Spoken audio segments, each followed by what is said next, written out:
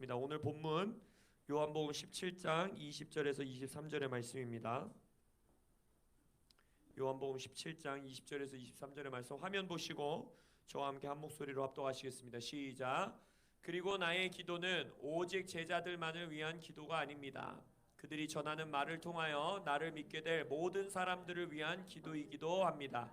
아버지여, 아버지께서 내 안에 계시고 내가 아버지 안에 있는 것처럼 그들도 모두 하나 되게 하옵소서. 그리하여 그들 또한 우리 안에 있어 세상으로 하여금 아버지께서 나를 보내셨음을 믿게 하옵소서. 나는 아버지께서 내게 주신 영광을 그들에게 주었습니다. 그것은 우리가 하나인 것과 같이 그들도 역시 하나가 되게 하기 위함입니다. 아멘. 오늘 이 본문 말씀으로 여러분들과 나눌 말씀의 제목은 하나됨, 복음의 능력이라는 제목으로 여러분들과 말씀 나누기 원합니다. 요한복음 17장은 십자가 지시기 바로 직전에 예수님의 유언과 같은 기도입니다. 그래서 실은 우리가 지금 주일 메시지로 여러분들에게 전달드리고 있는 주기도문은 실은 제가 말씀드렸죠, 틀린 말이라고. 그거는 예수님의 기도, 롤스 프레이어, 예수님의 기도가 아닙니다. 그건 예수님께서 제자들에게 가르치신 교회의 기도이고, 왜냐하면 예수님께서 죄를 용서해달라는 기도를 하실 리가 없죠. 예수님은 죄가 없으신 분이시고 그 기도는 교회에게 가르치신 교회의 기도라 하면, 진정한 예수님의 기도, 주님의 기도는 바로 이 요한복음 17장에 나와 있는 굉장히 긴, 어찌 보면 성경에서 예수님이 가장 길게 기도를 고백하신 기도의 장이라 할 수 있습니다. 근데 여러분들, 우리 인간들도 내가 죽기 직전에 유언과 같은 말을 남길 때에는 내 마음속에 가장 붙들고 있는 중요한 말을 남기지 않겠습니까? 예수님도 정말 이 한자 한자 한마디 한마디 제자들 앞에서 하늘을 우러러보고 기도하실 때 얼마나 온 영혼을 다 쏟으셔서 기도를 하셨겠어요? 근데 이 요한복음 17장의 기도 가운데에 제자들이 하나 되기를 위해서 4번이나 기도하십니다. 나의 제자들이 하나님, 성부 하나님과 성자 하나님, 우리가 누리는 이 삼위일체의 연합을 저들도 우리 안에서 누리게 하여 주십시오. 저들도 우리 안에서 하나 되게 하여 주십시오. 이 기도를 4번이나 반복하세요. 4번이나. 우리 이 시대의 교회 안에서 가장 과소평가되고 충분히 묵상하지 않고 씨름하지 않는 몇몇 성경 안에 등장하는 복음의 능력들, 복음의 실제들이 있습니다. 그것이 바로 뭐냐면, 첫 번째는 형제 사랑입니다. 형제 사랑. 우리에게는 형제 자매 간의 사랑이 너무 피상적으로 되었고 별로 중요하지 않은 것이 되었어요. 또한 두 번째가 바로 연합과 하나됨입니다.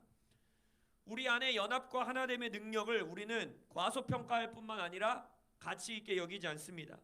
그러나 오늘 본문 말씀을 보면 세상이 아버지께서 나를 보내신 것과, 그러니까 결국 세상이 믿지 않는 자들이 예수님이 어떠한 분이신지를 알게 되는 근거, 알게 되는 능력이 어디서 나타나느냐?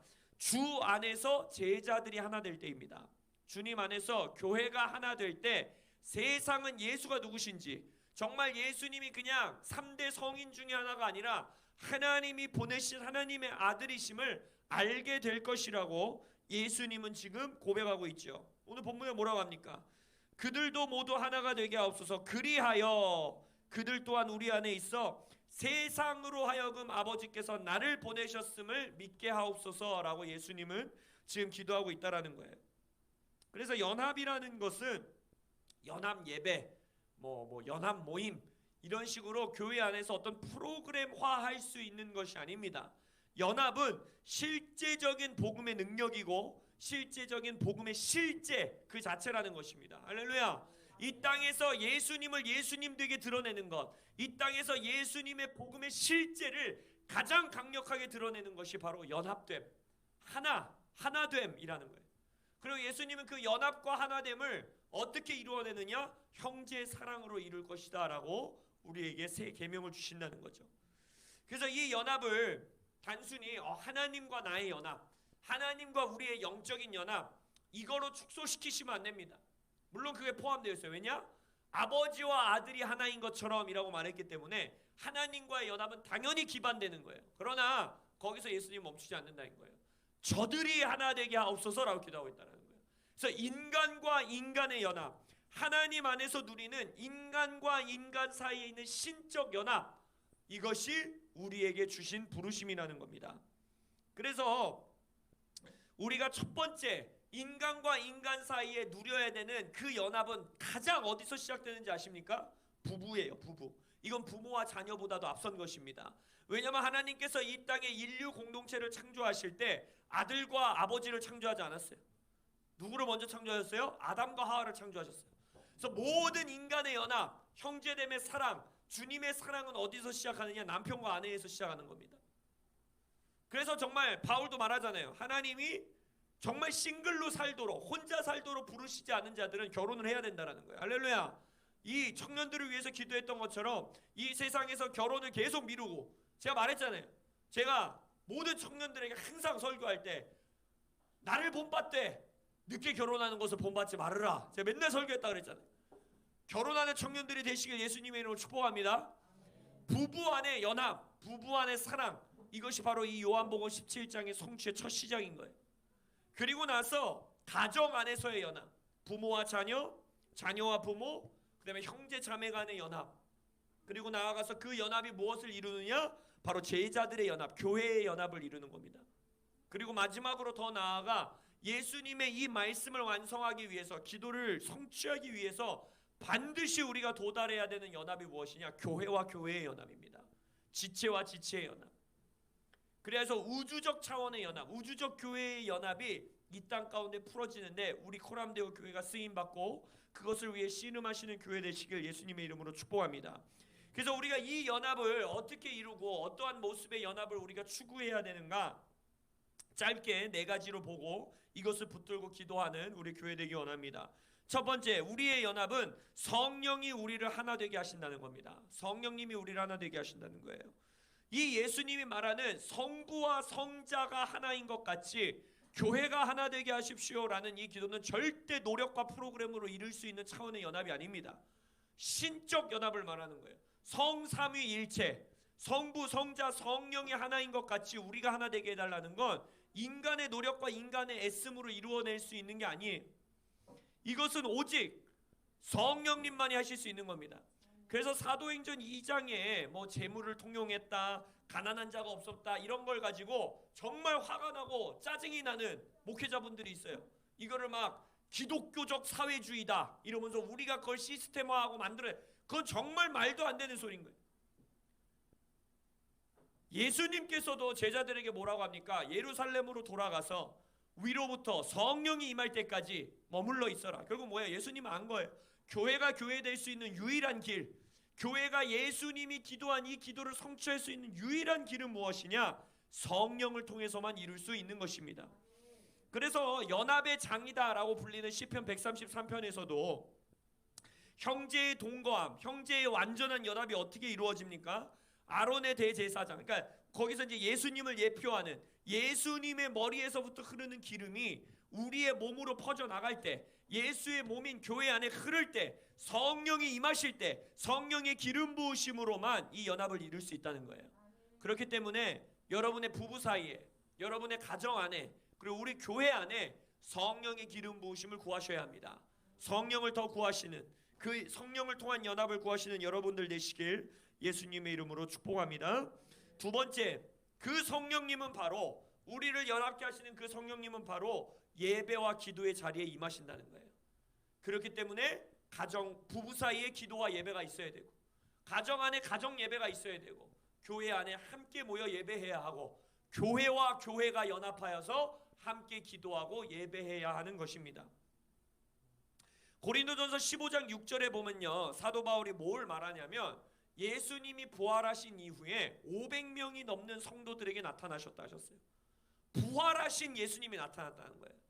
죽기 전에 예수님이 아니라 이 손바닥에 구멍이 슝슝 뚫려 있고 옆구리가 뚫려 있는, 그치만 살아나신, 부활체를 입으신, 부활의 몸을 입으신, 내 눈앞에서 죽었던 예수님이 살아나서 500명한테 나타났다는 거예요. 500명. 근데 우리는 생각하죠. 야, 어떻게 죽었다 살아난 예수님을 보고도 예수를 떠날 수 있냐? 죽었다 살아난 나사로를 보고도 예수를 떠났던 것처럼 죽었다 살아난 예수를 보고도 떠났어요. 그리고 심지어 베드로는, 사도 바울은 그들을 제자라고 말하고 있어요. 500 제자였다 그랬어요. 그러니까 이 사람들은 그냥 어중이 떠중이 예수님을 쫓아다니던 사람들이 아니에요. 나는 예수의 제자다라고 고백하고 예수의 도를 따르던 자들이었어요. 근데 사도행전 2장에 끝까지 남아서 기도의 자리, 예배의 자리를 지킨 사람이 몇 명이었다고 고백합니까? 120명밖에 안 됐다는 거예요. 최소 380명은 그 길을 떠났어요. 결국 무엇이냐? 성령님은 모여서 함께 기도하고 예배하는 주님의 자녀들을 존중하신다라는 거예요. 그 자리에 함께 하신다라는 거예요. 그 자리에 임하신다는 것입니다. 그렇기 때문에 부부는 함께 기도하셔야 돼요. 가정 안에 예배가 있어야 합니다. 교회에서 모여서 예배하지 않으면 이 연합은 이룰 수 없어요.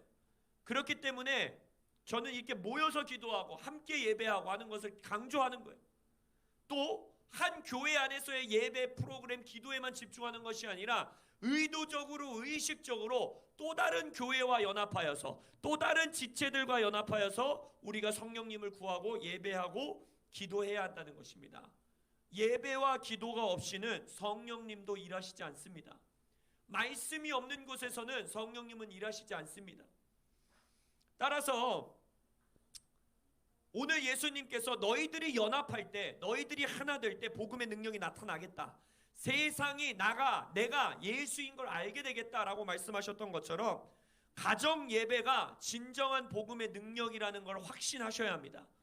부부 사이에 우리가 10분, 20분, 30분 함께 앉아서 기도하고 자녀들을 위해 예배하고 자녀들을 위해 금식하고 기도하는 것이 복음을 복음되게 하는 길이라는 확신과 믿음이 있으셔야 돼요.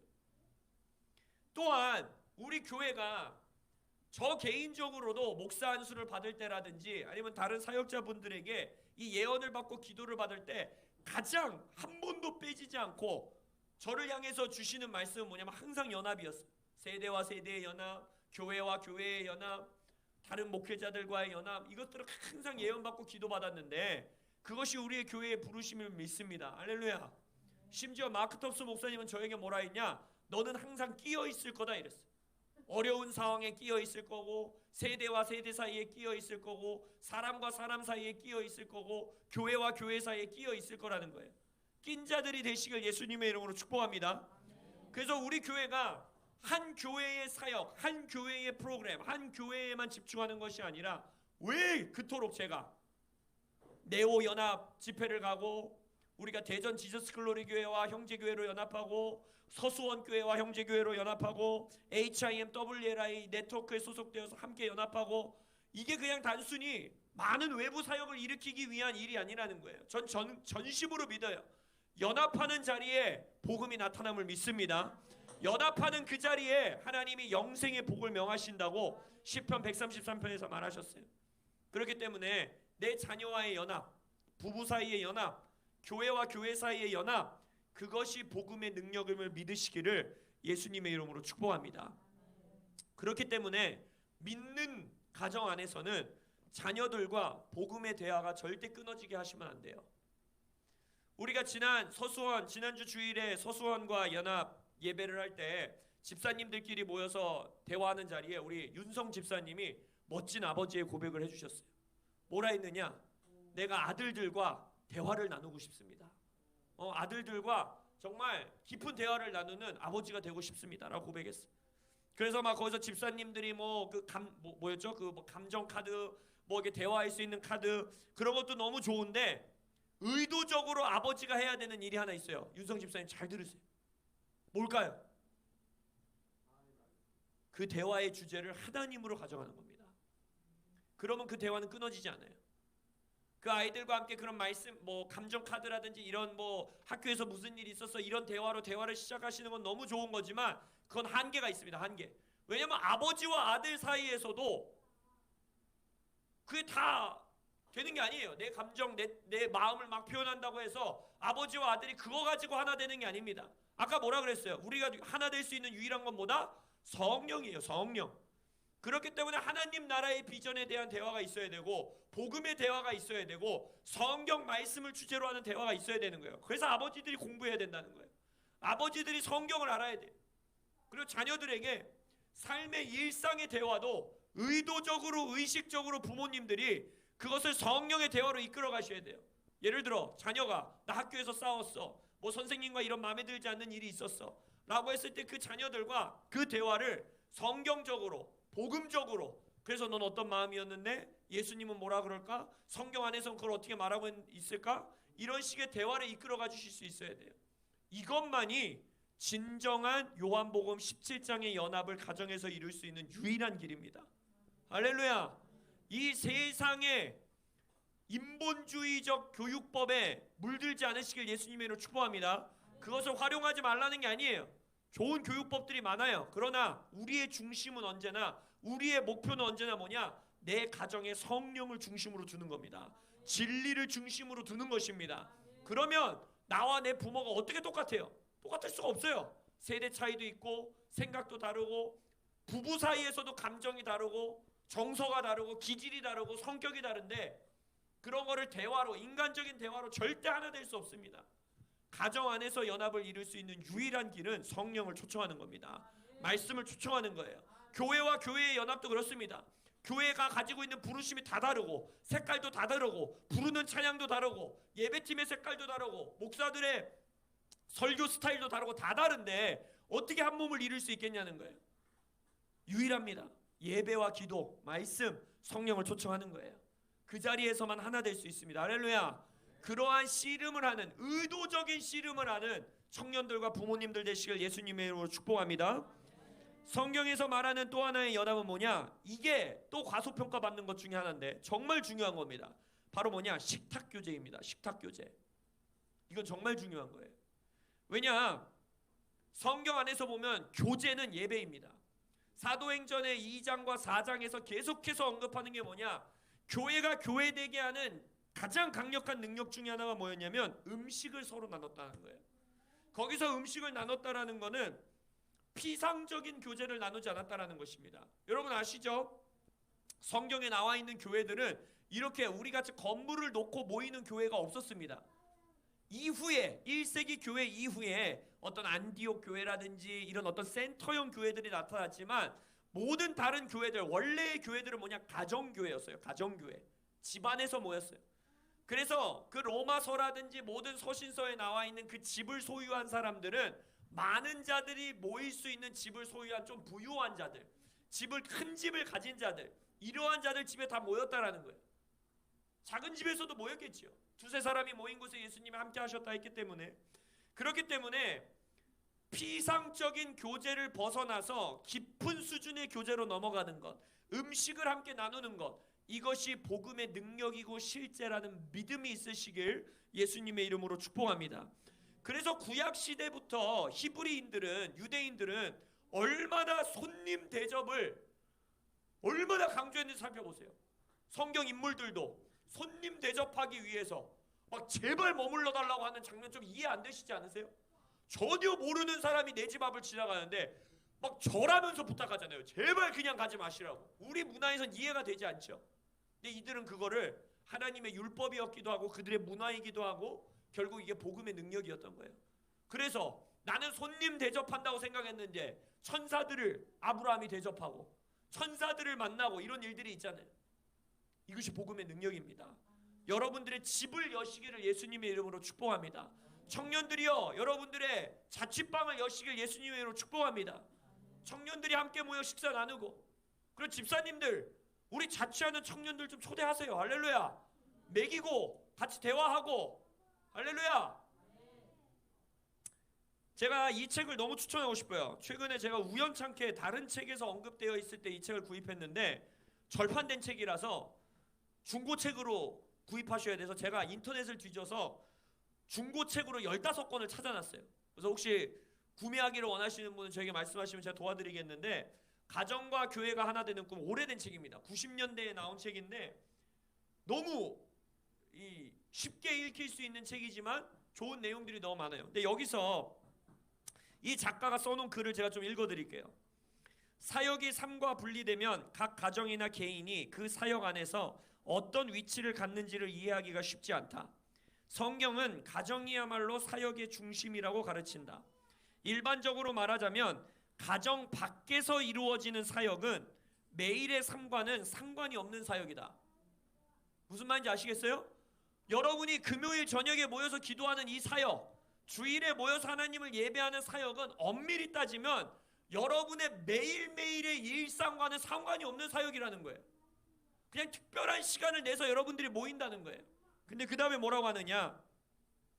신약 성경이 손대접을 그토록 강조하는 것도 바로 그러한 이유 때문이다. 누군가를 진실로 알기 원하는가? 그렇다면 그의 집을 방문하라. 그리고 저녁 식사에 초대하라. 매일의 삶 속에서 만나보지 않으면 그 사람의 필요가 무엇인지 알기 어렵다. 같은 교회에 다니는 사람들 가운데 몇 사람의 집을 방문해 보았는가? 성경은 우리가 서로 사랑할 때 세상의 예수 그리스도의 제자로서의 우리의 정체성을 알게 된다고 말한다. 성경이 말하는 그런 사랑은 교회 건물이라는 폐쇄된 공간 속에서는 경험하기 어렵다라고 말해요. 또 제가 하나 읽어드리기 원하는 부분이 있는데 이렇게 말합니다. 서로 자신의 집을 열어 공개하지 않는 한 교회가 서로 사랑을 나누는 형제 자매들로 이루어진 한 가정이 된다는 것은 이론에 그치게 된다.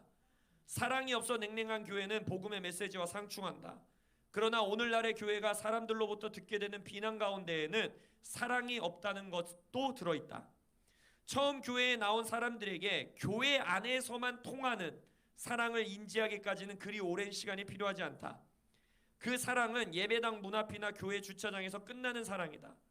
일요일 아침에만 나타나는 이 추상적인 사랑은 교회 건물의 내 벽 너머로 확대되기를 주저하는 사랑이다.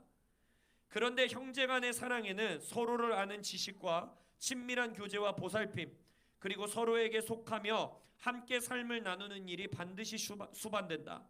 일주일에 1시간 정도 많은 사람이 예배당에 함께 모이는 것으로는 서로를 잘 알 수도 없고 친밀하게 사귈 수도 없다. 그러므로 가정이야말로 관계와 친밀함을 세워가는 가장 이상적인 장이다라고 말하고 있어요. 그래서 최근에 우리 교회 성도님들이 서로의 집을 방문하고 서로의 집을 오픈하고 함께 아이들 있는 가정들이 교제하고 하는 모임들이 시작된 것을 정말 기쁘고 예수님의 이름으로 축복합니다. 근데 이제 더 나아가 우리 자취하는 청년들도 초대해 주시고 우리 어머니들끼리 모임하시고 아버지들끼리 모임하시고 할렐루야. 그래야 해서 교회 바깥에서 여러분들의 교제, 교회 바깥에서의 삶을 나누는 것, 그것이 교회임을 예수님의 이름으로 축복합니다. 예수님의 이름으로 선포합니다. 이건 의도적으로 의식적으로 해야 되는 거예요. 불편해요. 교회 안에서조차 여기까지만 들어와 나도 여기까지만 들어갈게 하는 관계가 이미 형성되어 있는 문화예요. 그것을 깨뜨리는 코람데오 되시길 예수님의 이름으로 축복합니다. 함께 만나고 떡을 떼고 교제하고 그곳에서 예배와 기도가 있고 성령님을 초청하는 여러분들 되시길 예수님의 이름으로 축복합니다. 마지막으로 성경이 말하는 연합은 바로 어떤 연합이냐? 삶을 책임지는 연합입니다. 서로의 삶을 책임지는 연합입니다. 서로의 삶을 알고 책임지고 관여하고 개입한다라는 것은 참으로 부담되고 불편한 일입니다. 특별히 현대 사회에선 더더욱 그렇습니다. 내 삶을 오픈하기도 싫고 다른 사람의 삶의 문제와 어려움도 깊이 알고 싶지 않아요, 우리는. 그러나 예수님은 말하는 거예요. 이것이 복음의 능력이라는 거예요. 이것이 복음의 실제라는 것입니다. 물론 서로의 삶을 책임진다라는 건 그 사람의 문제를 내가 다 해결해 주겠다 이 말씀을 드리는 게 아니에요. 왜냐하면 요한일서 3장 17절에 제가 여러 번 설교 가운데 강조했던 말씀 중에 하나인데 거기서 뭐라 합니까? 너희들이 하나님을 사랑한다 하면서 너의 형제의 궁핍함을 보고도 너의 재물이 있는데도 그것을 나눠주지 않으면 너희들의 사랑은 가짜다라고 말해요. 근데 여기서 보면 두 가지를 강조하고 싶어요. 첫 번째는 형제의 삶의 궁핍함을 보고도라고 말해요. 보고도. 제가 여러 번 말씀드렸죠. 여기서 보다라는 헬라어가 떼오데르라는 단어예요. 떼오데르. 근데 이 떼오데르라는 단어에서 무슨 단어가 나왔냐? 시에터가 나왔어요. 극장이라는 단어가 나왔어요. 그러니까 결국 뭐냐면 형제의 삶을 본다라는 건 뭐냐면 그 사람의 스토리를 안다는 거예요. 이 사람을 하나의 극장과 같이 이 형제가 어떠한 삶을 살고 있고 이 어려운 상황에 어떻게 처하게 되었고 이 사람이 삶이 걸어온 여정은 무엇이고 이 사람이 앞으로 걸어가기 원하는 삶은 뭐고 그 사람의 스토리를 안다는 거예요. 근데 그러한 스토리를 안다는 건 결국 뭐예요? 깊은 교제, 깊은 대화, 그 사람의 삶에 개입하고 나의 마음을 열어주고 그 사람의 마음을 열게 하고 이러한 교제를 나누는 것 가운데에 너의 재물을 가지고 돕지 않는다라는 이 재물은요, 우리가 생각하는 금은보화가 아닙니다. 이 재물이라는 단어가 무슨 헬라어냐? 비오스라는 단어예요. 비오스. 이 비오스라는 단어에서 어떤 영어 단어가 나왔을까요? 바이올로지가 나왔어요. 생물. 그러니까 결국 뭐냐? 이 재물은 뭐냐면 내 생명을 유지할 수 있는 수준의 재물이에요. 그러니까 겨우 먹고 살 수 있는 만큼 그거를 나눠야 된다는 거예요. 우리 항상 뭐라고 생각해? 저 사람의 내가 뭐 요 조금 나눠준다고 해서 저 사람의 문제가 해결되는 것도 아닌데, 또 한국 문화에서 막 휘황찬란한 선물 아닌 막 진짜 별것도 아닌 거 주는 거 되게 민망해 하잖아요. 근데 뭐라고 말하는 것이냐? 하나님은 말하는 거예요. 너희들이 가진 걸 나누라는 거예요. 가진 걸. 내가 겨우 먹고 살 수 있고 내 생명 유지할 수 있는 것, 갖고 있는 것, 그것을 나눌 때 하나님의 사랑이 풀어진다라는 거예요. 그리고 복음의 능력이 나타난다는 것입니다. 그 사람의 삶을 책임진다라는 건, 그래서 기독교 사회주의는 말이 안 되는 거예요. 거기서 가난한 자들을 돌봤다, 가난한 자가 없었다라는 건 교회가 삶의 모든 문제를 해결해 줬다 이런 뜻을 말하는 게 아니에요. 그들의 삶을 책임졌다라는 거예요. 그들의 삶에 개입했다라는 거예요. 그들의 삶에 관여했다라는 거예요. 그러할 때 주께서 우리의 삶을 책임지시는 겁니다. 할렐루야. 어떻게 교회가 모든 사람의, 모든 온 인류의 문제를 해결합니까? 그렇지 않아요. 그러나 우리에게 맡기신 일, 고아와 과부를 돌보라, 가난한 자를 먹이라, 식탁을 나누라, 함께 기도하라, 함께 예배하라, 함께 연합하라, 함께 사랑하라. 그리할 때 하나님께서 이 모든 것을 더하실 것입니다. 그렇기 때문에 그 교회에는 부족함이 없는 거예요. 할렐루야. 그래서 말씀을 결론 짓기 원합니다. 우리 교회에게 주신 부르심 자체가 가정을 회복하는 교회예요. 가정을 회복하는 교회. 그래서 저는 첫 번째로 아까 말씀드렸듯이 이 모든 연합이 부부 사이에서 시작하시길 예수님의 이름으로 축복합니다. 남편과 아내 사이에 하나님의 성령만이 주실 수 있는 연합이 있으시길 예수님의 이름으로 축복합니다. 그리고 그것이 여러분의 가정 안에서 이루어지시길 예수님의 이름으로 축복합니다. 그리고 나아가서 이제는 여러분들은 가정과 가정의 연합을 이루셔야 됩니다. 청년과 청년의 연합을 이루셔야 됩니다. 가정과 청년들, 싱글 청년들의 연합을 이루셔야 돼요. 그럼 자연스럽게 그 연합이 어디까지 흘러가겠어요? 교회가 연합하게 되는 거예요. 교회가. 그리고 나서 이 연합을 우리는 교회와 교회의 연합으로 가져갈 것입니다. 그래서 저희가 교회로서 한 몸으로서 이루고 있는 네오 연합이라든지 HIMWL의 연합이라든지 서수원 교회와의 연합이라든지 지저스 글로리 교회와의 연합이라든지 이 모든 연합이 그냥 또 하나의 사역, 그냥 프로그램이 아니라 우리의 부르심임을 믿으시길 예수님의 이름으로 축복합니다.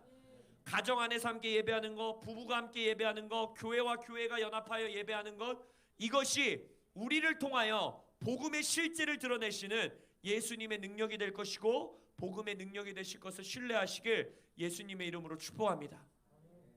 이 말씀을 제가 지난주 서수원 교회와의 연합 예배 이후에 묵상하면서 여러분들과 나누고 싶었어요.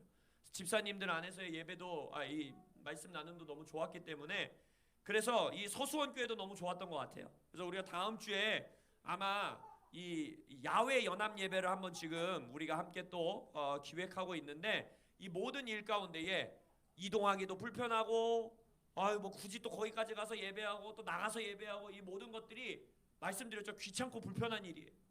그러나 여러분들이 그냥 연합 예배 하나 보다, 그냥 우리 나가서 또 그냥 또 교제하나 보다, 이게 아니라 이것을 통해 세상이 예수를 알게 될 것을 확신하시길 예수님의 이름으로 축복합니다. 복음의 능력과 복음의 실제가 연합하는 자리에 드러날 것을 믿으시기를 예수님의 이름으로 축복합니다. 그래야 가정의 연합, 부부의 연합, 교회의 연합, 교회와 교회의 연합에 헌신하시고 열심을 내시는 우리 코람데오 되시길 예수님의 이름으로 축복합니다. 아멘. 기도하겠습니다. 우리 주일에 오전 11시 반에 뵙도록 하겠습니다. 감사합니다.